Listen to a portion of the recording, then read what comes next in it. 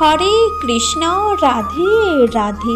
মৌমিতা পরিবারে আপনাদেরকে জানাই অনেক অনেক শুভেচ্ছা ও অভিনন্দন। আজকের আলোচ্য বিষয়টি হচ্ছে উৎপন্না একাদশীর ব্রত মাহাত্ম্য পাঠ। শ্রোতা বন্ধুরা, আপনারা সকলেই কিন্তু এই ব্রত মাহাত্ম্য পাঠ প্রথম থেকে শেষ পর্যন্ত মনোযোগ সহকারে শ্রবণ করুন। আপনাদের কিন্তু এই ব্রত মাহাত্ম্য পাঠ অনেক ভালো লাগবে। বন্ধুরা, 2025 সালে 15ই নভেম্বর শনিবার একাদশী ব্রত পালিত হবে। একাদশী ব্রতের সাথে সাথে মাহাত্ম্য পাঠ শ্রবণ করা অবশ্যই উচিত। আসুন তাহলে শুরু করা যাক আজকের এই ব্রত মাহাত্ম্য পাঠ। উৎপন্না একাদশী। ভবিষ্যত্তর পুরাণে শ্রীকৃষ্ণ অর্জুন সংবাদে এই ব্রত মাহাত্ম্য দৃষ্ট হয়। শ্রী নৈমিষারণ্য ক্ষেত্রে বহু ব্রাহ্মণ মুনি ঋষি সমক্ষে শ্রীসুত মুনি বললেন, হে মুনি ঋষিগণ, শ্রীকৃষ্ণ এই ব্রত মাহাত্ম্য যেভাবে বলেছিলেন সেইভাবে যদি কোনো ব্যক্তি শ্রদ্ধা ভক্তি সহকারে শ্রবণ পঠন ও পালন করেন, তার ইহলোকে যশ কীর্তি ও ধন এবং পরলোকে পরাগতি স্বরূপ ভগবল্লভ প্রাপ্তি ঘটে।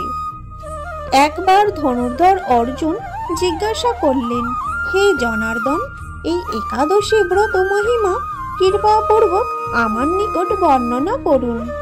ভগবান শ্রীকৃষ্ণ বলেছিলেন, হে পার্থ, তুমি শ্রদ্ধাপূর্বক আমার কথা শ্রবণ করো। হেমন্ত ঋতু প্রারম্ভে অগ্রহায়ণ মাসে কৃষ্ণপক্ষীয় একাদশী দিবসের শেষ ভাগে একবার অন্ন ভোজন করলে নক্ত ভোজন হয়।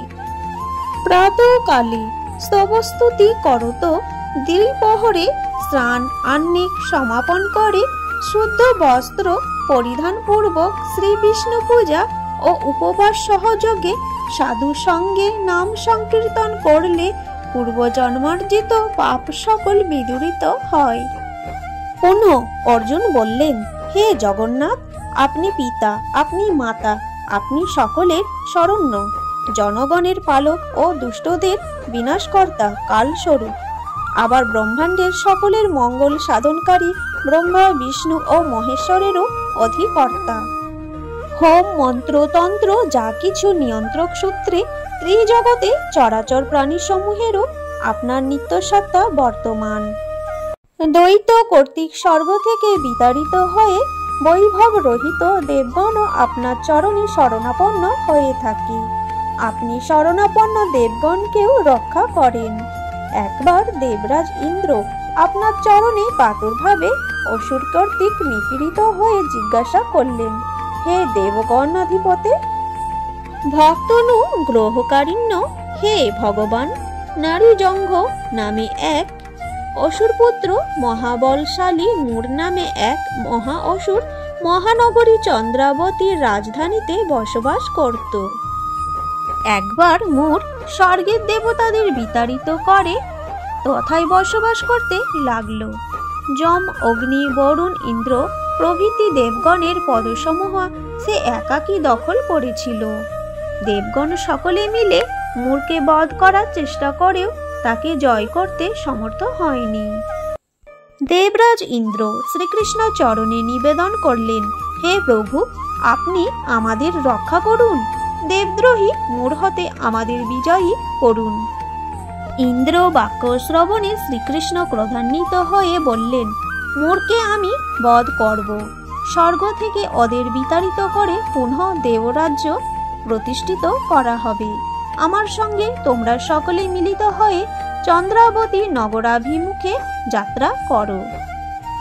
একদিকে কোটি কোটি দেবগণের হুঙ্কার, অপরদিকে অসুরদের গর্জন, ত্রিভুবন প্রকম্পিত হতে লাগল। অসুরদের প্রচণ্ড প্রহারে দেবগণ ইতস্তত বিচরণ করতে লাগলেন, কিন্তু ভগবান অসুরদের প্রতি ক্রোধান্বিত হয়ে একে একে সব অসুরগণকে পরাস্ত করেছিলেন। কিন্তু মূরকে সংহার করা ভগবানের পক্ষেও এক ভীষণ কঠিন হয়ে উঠেছিল।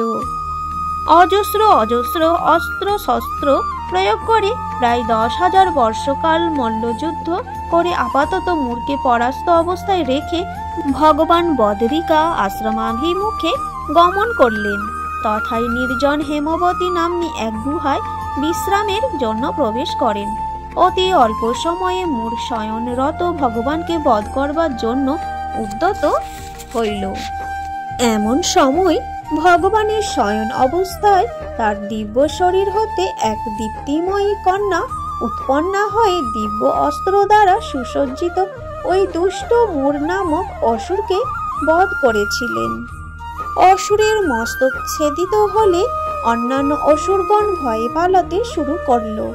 ভগবান ওই সময় গাত্রোত্থান করে দেখতে পেলেন সেই ভয়ঙ্কর মূরের মৃতদেহ আর তার নিকটে করজোড়ে নম্রভাবে দাঁড়িয়ে থাকা সেই দিব্যরূপধারী নারী মূর্তিটি। প্রভু প্রশ্ন করলেন, কে তুমি কন্যে? কোথা হতে এসেছ? কন্যা বলল, আমি আপনার দেহ থেকে উৎপন্না হয়েছি। আপনার ঘুমন্ত অবস্থায় এই দৈত্য আপনাকে বধ করতে এসেছিল, আমি সেই জন্য ওকে বধ করেছি। ভগবান বললেন, হে দেবী, আমি তোমার প্রতি প্রসন্ন হয়েছি, তুমি আমার নিকট বর প্রার্থনা করো। তখন সেই কন্যা বর প্রার্থনা করায় ভগবান বললেন, তুমি আমার পরাশক্তি, এই একাদশীতে উৎপন্না হয়েছ, সেই হেতু তোমার নাম উৎপন্না রাখা হলো। যদি কেউ এই একাদশী পালন করে তবে সুমেরুতুল্য পাপরাশিও ধ্বংস হয়ে অক্ষয় বৈকুণ্ঠ ধাম প্রাপ্ত হয়। সেই দিন থেকে এই একাদশী ব্রত প্রচলিত হয়ে আসছে। ভগবান শ্রীকৃষ্ণ বললেন, হে অর্জুন, এই একাদশী ব্রত পালনে আমি পরাগতি প্রদান করি। ইন্দ্রিয় সংযম, অন্ন পান্নাদি গ্রহণ বর্জন, তৈল মর্দন ও যাবতীয় ভোগবিলাসিতা সর্বতোভাবে নিষিদ্ধ। এই ব্রত শুদ্ধ চিত্তে আচরণ করলে ভগবল্লকে অবস্থান ঘটে। জয় শ্রীকৃষ্ণ।